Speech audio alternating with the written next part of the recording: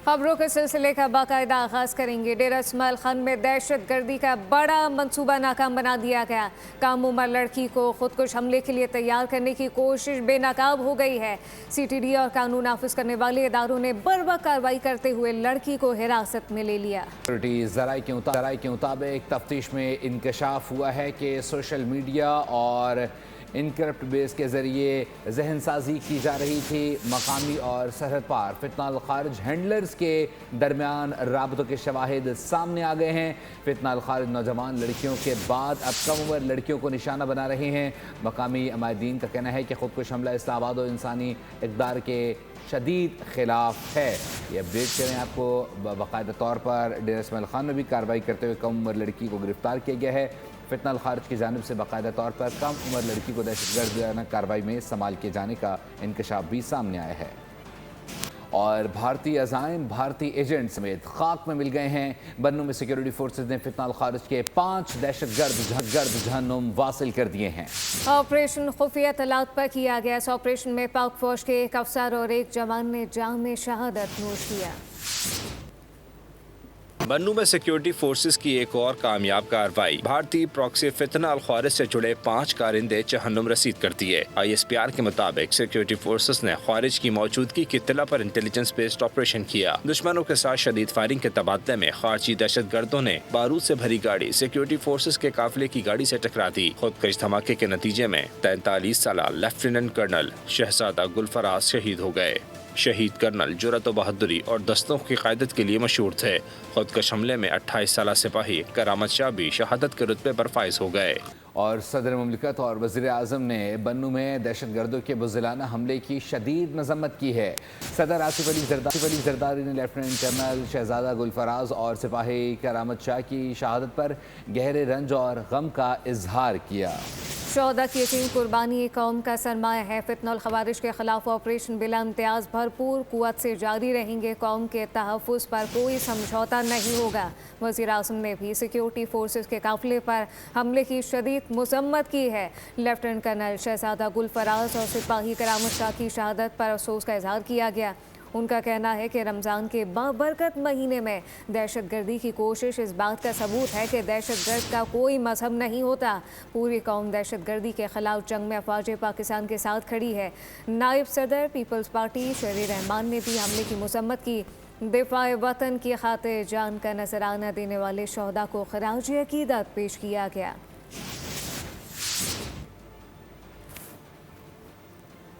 Audio leak case में अली अमीन गंडापुर पर जिला कचहरी इस्लामाबाद में पेश हुए। अदालत पेशी पर इनके वारंट गिरफ्तारी मअतल कर दिए गए। इसके साथ इश्तिहारी की कार्रवाई भी रोक दी गई है। अदालत ने PTI रहनुमा को आइंदा मोहतात रहने की ताकीद कर दी। केस की समाअत 6 अप्रैल तक मुलतवी कर दी गई। ऑडियो लीक्स केस में अली अमीन गंडापुर को रिलीफ मिल गया। इस्लामाबाद कचहरी में पेशी इश्तिहारी की कार्रवाई टल गई। वारंट गिरफ्तारी भी मुअत्तल हो गए। जज नसर मनुल्लाह बलोच ने इस्तफसार किया, आप तो अदालत पेश ही नहीं होते, ऐसा क्यों है? अली अमीन गंडापुर ने जवाब दिया कि सिक्योरिटी सूरत हाल के बायस पेश नहीं हो सका। इसके अलावा मैं तो कॉल पर लाइसेंस का पूछ रहा था और छापों के दौरान मेरे मोबाइल भी ले लिए गए थे। इस पर वकील राजा ज़हूरुल हसन ने इस्तदा की कि मुल्ज़िम अदालत में पेश हो जाए तो वारंट मनसूख कर दिए जाते हैं। हमारी दरख्वास्त है कि वारंट मनसूख किए जाएँ। फासिल जज ने रिमार्क्स दिए कि हम वारंट मनसूख कर देते हैं, मगर आइंदा एहतियात करें और अदालत में पेश हों। अली अमीन गंडापुर ने कहा, कर्फ्यू की वजह से रास्ते बंद थे, जिसकी वजह से पेश नहीं हो सका। आइंदा अगर ऐसी सूरत हाल हो तो हाजिरी से इस्तिस्ना की दरख्वास्त दे दूंगा। इसके बाद अदालत ने केस की समाअत 6 अप्रैल तक मुलतवी कर दी। आइंदा समाअत पर प्रोसिक्यूशन से शहादतें तलब कर ली गई हैं। वाज़ेह रहे कि अली अमीन गंडापुर और इनके शरीक मुल्ज़िम असद फारूक ने सेहत जुर्म से इनकार किया है।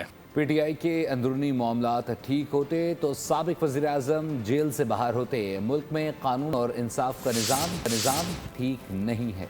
अली अमीन गंडापुर की अदालत के बाहर मीडिया से बातचीत, कहा कि शोहरत के बावजूद बार बार नाकामी की वजह नियतों में फ़र्क है या आपस के इख्तलाफात हैं। हमारे इंटरनल और एक्सटर्नल जो मामलात हैं, अगर वो ठीक होते तो खान साहब इतने पॉपुलर लीडर होने के बाद जेल में ना होते। एक तो मुल्क का निज़ाम ठीक नहीं है क्योंकि कानून यहाँ पे है नहीं, इंसाफ भी नहीं है। इतनी पॉपुलैरिटी के बावजूद, इतनी सपोर्ट के बावजूद, और वो जंग भी हमारे बच्चों की लड़ रहा है, इस कौम की लड़ रहा है, हम नाकाम हो रहे हैं बार बार। तो या तो हमारी नीयतों में फ़र्क है और या फिर हमारे आपस की रिफ्ट है ऐसी कि हम उन कामों में लगे हुए हैं जो काम मकसद से हट के फजूल चीज़ों पे हैं। तहरीक इंसाफ सियासी जमात नहीं, कल टेस्ट में सियासी रफाकत का कोई तसव्वुर मौजूद नहीं। वज़ीर दिफा ख्वाजा आसिफ ने साहबजादा हामिद रजा के ट्वीट पर जवाब देते हुए लिखा कि इस वाक़ा तहरीक इंसाफ में ग्रुप बंदी है। इल्ज़ाम लगाए कि बानी PTI के कुर्बान गाह पर वर्कर्स और रहनुमा सब भीड़ चढ़ जाते हैं।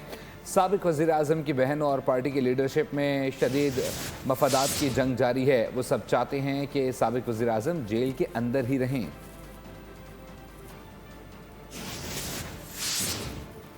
सिंध असम्बली में MQM पाकिस्तान के अरकान आपस में झगड़ पड़े। राना शौकत एडवोकेट ने अपनी ही जमात के रुकन असम्बली शारिक जमाल पर कत्ल की धमकियां देने का इल्ज़ाम लगा दिया। स्पीकर से कार्रवाई का मुतालबा किया तो शोर शराबा हो गया। शारिक जमाल तो खामोश रहे मगर इंजीनियर उस्मान शोर करते रहे, जिस पर स्पीकर ने इंजीनियर उस्मान की रुकनियत मुअत्तल कर दी। सर, अभी जो है मुझे धमकी दी गई कि आप बाहर निकले, हम तुझे देख लेंगे। FIR में भी registered against the accused, otherwise कि मैं ऐवान से अपना रिजाइन करूं, फिर मैं देखता हूं कौन खन्ने खाने के मुझे धमकी दे। मुत्तहदा कौमी मूवमेंट आपस में लड़ झगड़ गई, वो भी सिंध असेंबली में। जी शौकत साहब, मिनट आप बैठ जाएं। मैं अपने फाजल मेंबर से आप बैठ देखिए। फरहान, किसने धमकी दी? आप शौकत साहब। MQM पाकिस्तान के राना शौकत एडवोकेट ने अपनी ही जमात के रुकन असेंबली शारिक जमाल पर कत्ल की धमकियां देने का इल्जाम आयद कर दिया। बस फिर क्या था। इससे पहले कि शारिक जमाल बोलते, दिफा का बेड़ा इंजीनियर उस्मान ने उठा लिया। स्पीकर की रूलिंग पर पुलिस शारिक जमाल की कस्टडी के लिए असेंबली हॉल आई तो इंजीनियर उस्मान ने शोर शराबा कर दिया, यहाँ तक के रुकनियत मुअत्तल करवा बैठे। इकबाल महमूद भी शारिक जमाल के हक में बोल पड़े। बोल से खुसूसी गुफ्तगू में इल्जामात को बेबुनियाद करार दे दिया। ये बात बहुत वसूख से कर रहा हूँ कि अगर राना शौकत साहब MPA साहब ये साबित कर देते हैं कि मैंने कोई अली खुर्शीदी का रद्द-ए-अमल भी सामने आ गया। साफियों को झगड़े की वजह बताते हुए कहा कि MQM और PSP का इंजमाम नेचुरल नहीं था। कभी ऐसा नहीं हुआ कि एक जमात से धड़े निकलें और फिर वापस जुड़ जाएं या जोड़ दिए जाएं। अली खुर्शीदी ने कहा कि MQM की पतंग पर चेपियाँ लगाई गई हैं, इसीलिए तवाज़ुन बिगड़ रहा है। इसे बैलेंस कर लेंगे तो मसला हल हो जाएगा। लेकिन सोच रहा मैं अपोजिशन लीडर नहीं हूँ, सही है ना। अब मैं जवाब देता हूँ इस धमकी का। ऐसी धमकी की ऐसी की तैसी धमकी वमकी देखे कोई मसला नहीं है, मसला है तरबियत का। जो काम 2022 में हुआ ना, वो कोई नेचुरल काम नहीं हुआ था। इस चीज को समझना, इंजमाम जो हुआ था पाकिस्तान की तारीख में कभी ऐसा नहीं हुआ, कभी ऐसा नहीं हुआ कि वो सारे धड़े जो सब एक साथ थे डिवाइड होते हैं और फिर जो है वो 22 में दोबारा जो है उनको वो मर्ज हो जाते हैं या करवा दिए जाते हैं। तो अब बात इतनी सी है भाई, पतंग हमारा इंतखाबी निशान है। पतंग पे ना 22 में लगी है चेपियां। जब चेपियां लगती है ना, जो पतंग उड़ाता है उसको पता होगा कि जब चेपियां किसी लेफ्ट साइड पे लग जाती हैं, राइट साइड पे लग जाती हैं, तो आपको वो बल खाती है, कन्नी खाती है जिसे कहते हैं हम लोग। तो उसके लिए गिठा बांधनी पड़ती है, तो गिठा बन जाएगी तो मसले हल हो जाएंगे इंशाल्लाह। और मुसीबतों के शहर कराची में एक और नौजवान गोलियों का निशाना बन गया। सफूरा चौरंगी पर रात 2 बजे नौजवान तालिब को किसकी गोली लगी ये वाज़ेह नहीं हो सका। पुलिस कहती है नौजवान को सिक्योरिटी गार्ड की गोली लगी। लवाही टीम का मौक़िफ़ है कि तालिब इल्म डाकुओं की गोली का निशाना बना। तफसील इस रिपोर्ट में। कराची फिर सोगवार, शहर में एक और नौजवान कत्ल। शहर कराची रात की तारीकी में एक बार फिर गोलियों की आवाज से लरज़ उठा। सफूरा चौरंगी के करीब रात तकरीबन 2 बजे फायरिंग हुई।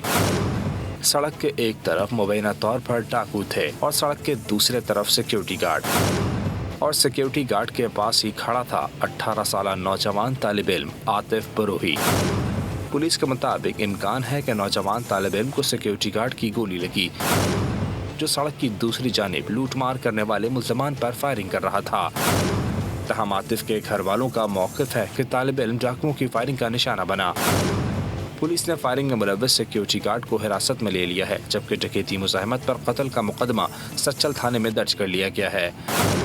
ताहम अब भी यह मौमा है कि आतिफ को लगने वाली गोली किसकी थी, डाकुओं की या मुहाफिज की। वाक़े का नोटिस लेते हुए वज़ीर दाखिला सिंध से आला अंजार ने SSP जिला शर्क़ी से फौरी रिपोर्ट तलब कर ली। उन्होंने अफसोस का इज़हार करते हुए मुल्ज़िमान की गिरफ्तारी और करार वाक़ई सज़ा की हिदायत की। साथ ही शहर में स्ट्रीट क्राइम के खात्मे के लिए मौसर और हंगामी इक़दामात का हुक्म दिया। और भी आप बताएं कि इस वक्त जिस तरीके से हमें बताया कि ये कराची में गुज़श्ता रोज़ पेश आने वाला ये अफसोसनाक वाक़या है, जिसके बाद बताया जा रहा है कि दोनों जानिब जो है जो लवाहिकीन हैं उनकी जानिब से कहा गया। साथ साथ अपने नाज़रीन को ये भी बताएं कि माह सयाम में भी लुटेरे सरगर्म हैं। बाबरकत महीने में भी कराची पुलिस शहरियों को तहफ़्फ़ुज़ देने में मुकम्मल नाकाम है। शहर के 2 मुख्तलिफ मकामात पर डकैती की वारदातें हुई। दोनों वारदातों की CCTV फुटेज सामने आ गई। न्यू कराची में फास्ट फूड की दुकान पर अफ्तार के वक्त वारदात हुई। 2 मुसल्लह मुल्ज़िमान दुकानदारों के मोबाइल फ़ोन नकदी लूट कर फरार हो गए। दूसरी वारदात औरंगी टाउन शाह फैसल चौक के करीब सहरी के वक्त हुई। सेक्टर 15 के करीब मिस्टर मिल्क शॉप पर 3 मोटरसाइकिलों पर सवार 6 मुल्ज़िमान ने तकरीबन 2,50,000 रुपये लूटे। इन्हीं मुल्ज़िमान ने एक और वारदात अंजाम दी। औरंगी टाउन में डेयरी फार्म से मुल्ज़िमान ने 14.5 लाख रुपये लूट लिए।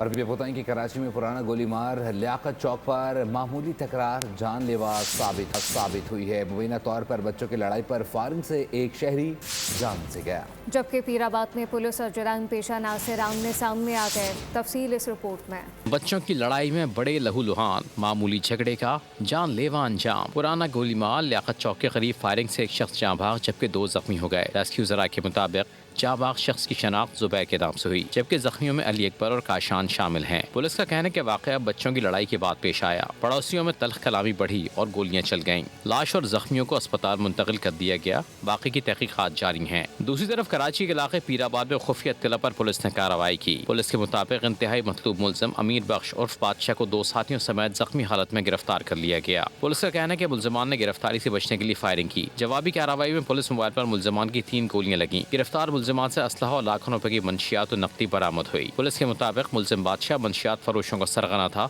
जो मुतअद्दिद मुकदमात में मतलूब था। पुलिस के मुताबिक मुल्ज़िमान के 4 साथी फायरिंग करते हुए फरार हो गए, जिनकी गिरफ्तारी के लिए सर्च ऑपरेशन जारी है। इस्लामाबाद हाईकोर्ट ने इक़दाम कत्ल के मुल्ज़िम फवाद उर्फ मानी के बादस गिरफ्तारी जमानत की दरख्वास्त खारिज कर दी है। अदालत ने कहा कि बंदूक का ट्रिगर दबाने और निशाना लगाने से मुल्ज़िम के इरादे का वाज़ेह पता चलता है। नाक़िस निशानेबाजी ज़मानत की बुनियाद नहीं बन सकती। मुल्ज़िम ने मुद्दई की अहलिया और बेटे पर फायरिंग करके उन्हें ज़ख्मी करने का इल्ज़ाम। रिकॉर्ड के मुताबिक वाक़े के दौरान मुद्दई के बेटे को 3 गोलियां लगीं। अदालत ने कहा ज़ख्मियों को पहले अस्पताल मुंतकिल करना कुदरती अमल है। चंद घंटों की ताख़ीर केस पर असरअंदाज नहीं होती। जिस्म के नाजुक या फिर गैर नाजुक हिस्से की कोई तफरीक नहीं। गोली का रुख हमलावर के अख्तियार में होता है।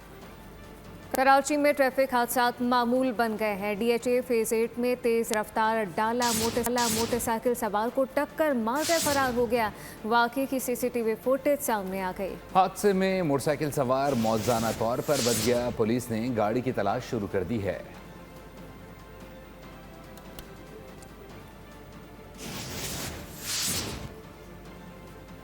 यह अफसोसनाक वाक़या पेश आया। कराची में ट्रैफिक हादसात मामूल बन गए हैं। DHA फेज़ 8 में तेज़ रफ्तार डाला मोटरसाइकिल सवार को टक्कर मारकर फरार हो गया। वाक़े की CCTV फुटेज सामने आ गई है। हादसे में मोटरसाइकिल सवार मौज़ाना तौर पर बच गया। पुलिस ने गाड़ी की तलाश शुरू कर दी है। और अब ये जानिए लाहौर गार्डन टाउन में तेज़ रफ्तार गाड़ी की टक्कर से 2 खवातीन के हलाक होने का मामला। वाक़े की CCTV फुटेज सामने आ गई। तेज़ रफ्तार कार को खवातीन को टक्कर मारते हुए वाज़ेह तौर पर देखा जा सकता है। खवातीन को सड़क क्रॉस करने के दौरान तेज़ रफ्तार गाड़ी ने टक्कर मारी। हादसे में 22 साला सोनिया और 20 साला मायदा जान से गईं। वाक़े का मुकदमा दर्ज। 2 अफराद को अतीक और शहबाज को गिरफ्तार कर लिया गया है। लाहौर गार्डन टाउन में तेज़ रफ्तार गाड़ी की टक्कर से 2 खवातीन हलाक होने का मामला। वाक़े की फुटेज सामने आ गई हैं, जबकि तेज़ रफ्तार कार को खवातीन को टक्कर मारते देखा जा सकता है। खवातीन को सड़क क्रॉस करने के दौरान तेज़ रफ्तार गाड़ी ने टक्कर मारी। और भी आपको बताएं कि कराची में पाकिस्तान कोस्ट गार्ड ने हसन शाह मज़ार के करीब 12 करोड़ 30 लाख रुपए मालिक की जब्त शुदा ममनुआ और मुज़र सहित अशिया तल्फ कर दी हैं। आपको अपडेट करें, तकरीब में अस्करी सिविल अफसरान समेत मुख्तलिफ शोबाए ज़िंदगी से ताल्लुक़ रखने वाले अफराद ने शिरकत की। 9,720 किलोग्राम छालियों और 31,313 किलोग्राम इंडियन गुटखा जलाया गया। 450 किलोग्राम नस्वार, 10,250 किलोग्राम चाइना सॉल्ट नज़र आतिश कर दिया गया। ANF ने मुल्क के मुख्तलिफ शहरों में 6 कार्रवाइयों के दौरान 7 मुलजिमान को गिरफ्तार किया है। 83 लाख रुपए से ज़ायद मालियत की 55.45 किलो मंशियात बरामद कर ली गई, जबकि लाहौर में कुरियर ऑफिस से न्यूजीलैंड जाने वाले शेरवानी में 19 किलो आइस छुपाई गई थी, ये भी मालूम कर लिया गया। लाहौर हाई कोर्ट का अहम फैसला सामने आ गया। यतीम पोतों के नान नफका से मुताल्लिक कानूनी इबाहम दूर कर दिया गया है। अदालत ने करार दिया कि दादा की वफात के बाद भी इसकी जायदाद से बच्चों की किफालत का हक ख़त्म नहीं होता। तफसीलात इस रिपोर्ट में। लाहौर हाई कोर्ट ने यतीम पोतों के नान नफ़क़े से मुतालिक तफसीली तहरीरी फैसला जारी कर दिया। अदालत ने वाज़ेह किया कि बच्चों के नान नफ़क़े की जिम्मेदारी सिर्फ बाप तक महदूद नहीं और दादा की वफात के बाद इसकी जायदाद से किफ़ालत का हक खुद ब खुद ख़त्म नहीं हो जाता। फैसले में कहा गया है कि दादा ने अदालती हुक्म पर बच्चों को पूरी खर्चा अदा करके अपनी जिम्मेदारी का एतराफ़ किया था, इसलिए कानूनी जिम्मेदारियों का तयन हालात और शवाहिद की रोशनी में किया जाएगा। अदालत के मुताबिक फैमिली एक्ट के तहत बच्चों की किफ़ालत के दायरा कार को महदूद नहीं किया जा सकता। नान नफ़क़े का फैसला हालात के मुताबिक होगा। अदालत ने ट्रायल कोर्ट का साबका फैसला कलअदम करार देते हुए केस असर 9 समात के लिए वापस भेज दिया। अदालत ने हिदायत की कि मज़ीद शहादत रिकॉर्ड करके दोबारा फैसला किया जाए। साथ ही दादा की जायदाद की मुंतकली और कानूनी वारिसों की जिम्मेदारियों का असर 9 तयन जरूरी करार दिया गया। 4 सफ़ात पर मुश्तमिल तहरीरी फैसला जस्टिस आसिम हफीज ने जारी किया। पंजाब में कम उम्री की शादी पर मुकम्मल पाबंदी आयद है। नया child marriage restraint ordinance Punjab assembly इजलास में पेश किया जाएगा, जिसके तहत लड़का या फिर लड़की दोनों के लिए शादी की कम से कम उम्र 18 साल मुकर्रर की गई है। तफसील इस रिपोर्ट में। पंजाब हुकूमत ने कम उम्र बच्चों की शादी रोकने के लिए सख्त कवानीन साजी की है। नए ऑर्डिनेंस के तहत निकाह रजिस्ट्रार जो कम उम्र शादी दर्ज करेगा, इसे 1 साल कैद और 1 लाख रुपए जुर्माना होगा। अगर 18 साल से जायद उम्र का शख्स कम उम्र लड़की से निकाह करेगा तो कम से कम 2 साल कैद और 5 लाख रुपए तक जुर्माना आयद होगा। शादी के बाद कम उम्र के साथ रिहाइश या ताल्लुकात को चाइल्ड अब्यूज करार दिया गया है, जिस पर 5 से 7 साल कैद और कम से कम 10 लाख रुपए जुर्माना होगा। कम उम्र को शादी के लिए पंजाब से बाहर ले जाना चाइल्ड ट्रैफिकिंग तस्वर होगा, जिस पर भी 5 से 7 साल कैद और 10 लाख रुपए तक जुर्माना होगा। सरपरस्त या वालिदैन की जानिब से कम उम्री की शादी कराने पर 2 से 3 साल कैद की सजा होगी। चाइल्ड मैरिज के तमाम मुकदमात सेशन कोर्ट में चलाए जाएंगे और अदालत को फौरी हुक्म इम्तना जारी करने का इख्तियार हासिल होगा। तमाम जराइम नाकाबिले जमानत और नाकाबिले राजी नामा होंगे और अदालत 90 दिन के अंदर मुकदमात निपटाने की पाबंद होगी। ऑर्डिनेंस के निफाज के बाद 1929 का पुराना चाइल्ड मैरिज रेस्ट्रेंट एक्ट मंसूख कर दिया गया है। माह रमजान, महंगाई का तूफान, फल और सब्जियां खरीदना आम आदमी के बस की बात नहीं रही। हुकूमत महंगाई कंट्रोल करने में मुकम्मल नाकाम दिखाई देने लगी। माह रमजान में महंगाई का तूफान बर्पा कर दिया। हुकूमत गायब फलों और सब्जियों की कीमत सुनकर आम आदमी के होश उड़ गए। शहरी कहते हैं हुक्मरान तबका महंगे तैयारे खरीद कर अय्याशी की जिंदगी गुजार रहा है, लेकिन आवाम को महंगाई करने वाले खूंखार दरिंदों के आगे छोड़ दिया है। लाहौर में महंगाई का तूफान शहरी इंतजामिया पर बरस पड़े। महंगाई बढ़ी है, मैं ऐसा लेना ऐसा अमरूद, ठीक है, रमजान तो पहले 100 रुपए किलो बरूद सी, आज रेट पता करो 300 रुपए किलो। हर चीज ही महंगी है। रोजे तो 3 दिन पहले भाजी किन्नू सी 100 रुपए किलो, 150 रुपए किलो। इस्लामाबाद में रहने वालों पर भी गिरा फरोशों के वार जारी। फैसलाबाद में फलों की कीमतें आसमान से बातें करने लगी। लोगों को जरूरत है इस चीज की और ये इफ्तारी के लिए बेस्ट है और हर बंदे से बाय करना है, लेकिन इसकी जो है रेट ज्यादा है तो इस वजह से हमारी गुजारिश यही है कि रेट कम किए जाएं ताकि इफ्तारी में शामिल किया जाए फ्रूट्स। सक्खर भी महंगाई के तूफान की जद में नाशपाती ने तमाम रिकॉर्ड तोड़ दिए। 820 रुपए फी किलो तक जा पहुंची। असील स्पेशल खजूर 750 रुपए किलो। हैदराबाद में मुनाफाखोरों ने सरकारी नरखनामे को नजरअंदाज कर दिया। फ्रूट पर आग मचाई हुई इन्होंने, फ्रूट पर महंगा दे रहे हैं। खरबूजा है वो दे रहे हैं 250-300 रुपए किलो। कमिश्नर और डिप्टी कमिश्नर खुद मैदान में आए मगर फिर भी नताइज सिफर ही रहे। और पाकिस्तान में सोने की कीमतों में आज फिर बड़ा इजाफा हो गया है। फी तोला सोने की कीमत 7,100 रुपये बढ़कर 5,33,562 रुपये हो गई है। आलमी बाजार में सोने की कीमत $71 बढ़कर $5,108 फी औंस हो गई। पाकिस्तान में चांदी की फी तोला कीमत ₹374 इजाफे से $8,948 रुपये हो गए। लग्जरी गाड़ियों और लामहदूद पेट्रोल की सहूलत के साथ पंजाब हुकूमत ने अफसरशाही के लिए नई ट्रांसपोर्ट पॉलिसी जारी कर दी है। चीफ सेक्रेटरी और आईजी पुलिस तीन सरकारी गाड़ियां अपने इस्तेमाल में रख सकेंगे। तफसीलात इस रिपोर्ट में।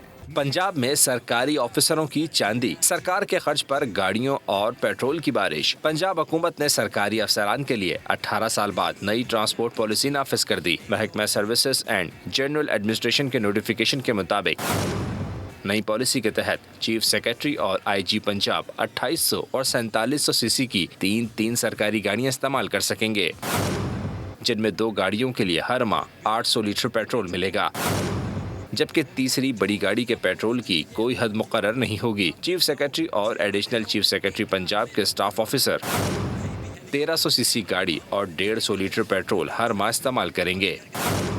पंजाब में वुज़रा के स्टाफ ऑफिसर भी 1300 सीसी गाड़ी और 125 लीटर पेट्रोल हर माह इस्तेमाल करेंगे। ग्रेड 20 से 22 के अफसरान में सेक्रेटरी 2800 और 1800 सीसी इंजन की 2 गाड़ियां इस्तेमाल कर सकेंगे। ज़ाती गाड़ी के लिए 200 लीटर और सरकारी इस्तेमाल के लिए लामहदूद पेट्रोल इस्तेमाल करेंगे। ग्रेड 19 और 20 के स्पेशल सेक्रेटरी और डीआईजी 1600 सीसी गाड़ी और 250 लीटर पेट्रोल हर माह इस्तेमाल कर सकेंगे। ग्रेड 19 के एडिशनल सेक्रेटरी 1600 सीसी गाड़ी और 200 लीटर पेट्रोल हर माह इस्तेमाल कर सकेंगे। ग्रेड 18 में डिप्टी सेक्रेटरी 1500 सीसी गाड़ी के लिए 250 लीटर पेट्रोल इस्तेमाल करेंगे। और केएमसी पर ना तराजू है ना पतंग, कराची पर अब तीर का निशान है। तीर तरक्की में आगे बढ़ने का निशान है। मेयर कराची बैरिस्टर मुर्तज़ा वहाब कहते हैं कि ज़िला मलीर में इंफ्रास्ट्रक्चर की बेहतरी के लिए अमली इकदाम जारी हैं। यूसी काउंसलर से वजारत आला तक सब पीपल्स पार्टी के पास है। गुलशन हदीद मोड़ ता अल्लाहवाला चौरंगी सड़क की तामीर और बहाली मंसूबे का संग बुनियाद रखने के बाद मीडिया से बातचीत में कहा कि शहरियों को जदीद सफरी सहूलियात फराहम करना तरजीह है। वही केएमसी है जो माजी में गासिबों के पास थी, वही केएमसी है। फर्क ये है कि केएमसी पे अब ना तराजू है ना पतंग है, अब तीर है बिलावल का, और तीर जो है आगे की तरफ जाता है हमेशा। आपका एमएनए पीपल्स पार्टी का है, आपका एमपीए पीपल्स पार्टी का है, आपका यूसी चेयरमैन पीपल्स पार्टी का है, आपका मेयर पीपल्स पार्टी का है, डिप्टी मेयर पीपल्स पार्टी का है, वजीर आला पीपल्स पार्टी का है। हम खुद काम करके देते हैं, जिम्मेदारी उनकी हो लेकिन काम हम करके देंगे। गुलशन हदीद के लिए ये 40 करोड़ रुपए की तरक्याती स्कीम केएमसी की जानिब से स्टार्ट कर दी गई है। इस स्कीम के तहत सबसे पहले जो यहाँ का नाला है जो कि 2.5 किलोमीटर लंबा है, जो खुला हुआ था, तबाह था, आपके सामने आपको नजर आता है, उसकी तामीर की जाएगी। सेवरेज लाइंस को उसके साथ प्रॉपरली कनेक्ट किया जाएगा और उसके बाद ये जो मेन सड़क है अल्लाह वाली चौरंगी से लेके यहाँ तक, इसकी तामीर की जाएगी और इसके लिए तकरीबन 40 करोड़ रुपए हम खर्च करने जा रहे हैं। इसी के साथ ही फिलवक्त न्यूज़ स्टूडियो से इतना ही। मज़ीद खबरों और अपडेट्स के लिए विजिट कीजिए हमारी वेबसाइट bolnews.com। आप देखते रहिए बोल न्यूज़।